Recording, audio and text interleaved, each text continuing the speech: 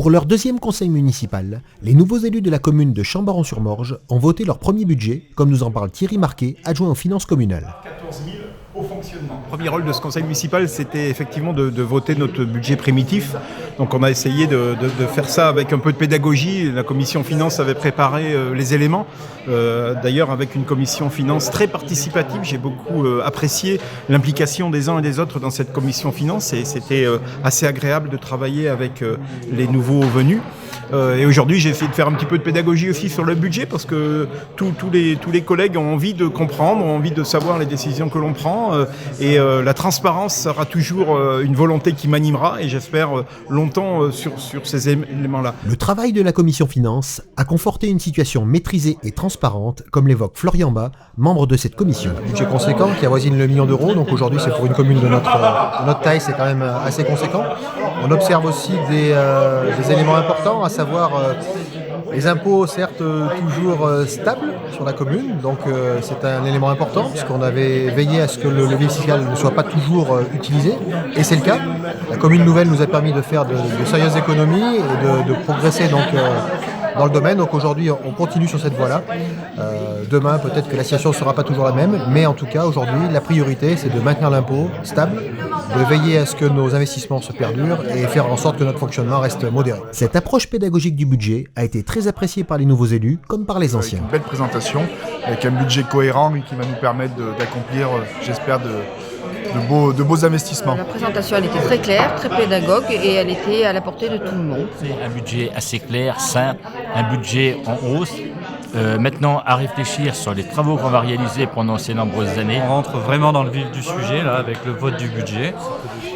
On reçoit les documents en avance, on a le temps de travailler, on sait de quoi on parle au moment du conseil. C'est agréable. Un budget avec plein de chiffres, bien sûr, comme d'habitude, mais qui était clair, qui était assez clair, avec des graphiques qui nous étaient bien présentés. Je suis nouvellement élue et je trouve que ce conseil municipal sur le budget m'a appris beaucoup de choses. Enfin, j'ai compris qu'il y avait beaucoup de dépenses, beaucoup de recettes, tout ça. C'est un peu compliqué au départ à comprendre, mais je pense qu'avec le temps, ça allait. On a voté le budget, élément important qu'on attendait déjà depuis le mois d'avril, au moins depuis le mois de mars. Et donc maintenant les affaires vont pouvoir démarrer, même si déjà beaucoup de choses sont engagées. On s'est familiarisé avec les chiffres du budget qui ont été exposés avec brio par notre premier adjoint Thierry.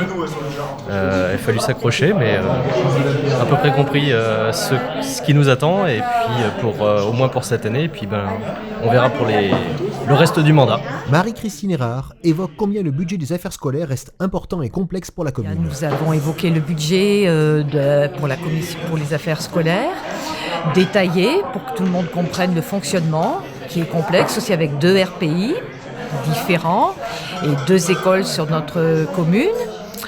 Voilà, nous avons évoqué aussi les phases de déconfinement qui se passent au mieux. Merci aussi à tout le personnel, les enseignantes, ADSEM et tout le personnel qui joue le jeu, parce que le protocole est quelque chose de contraignant à vivre avec des enfants. Parmi les budgets votés, celui du CCAS reste conséquent.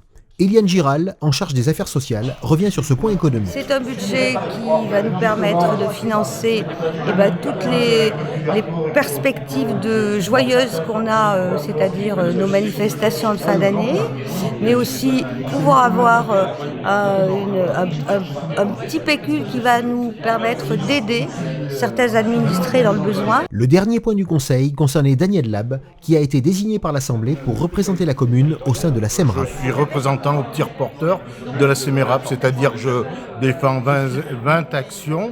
Il faut savoir que la CEMRAP est une société publique locale, donc il y a une partie, chaque commune a des actions, en l'occurrence nous depuis la fusion on en a 20, et donc on est partie prenante dans le bon fonctionnement de notre exploitant, à ne pas nous confondre avec nos différents syndicats qui fournissent l'eau potable ou qui s'occupent de l'eau usée, du traitement des eaux usées. En offrant un apéritif dînatoire à l'ensemble de l'équipe, le maire, les adjoints et les conseillers délégués concluaient un second conseil municipal riche d'informations dans un contexte des plus convivial.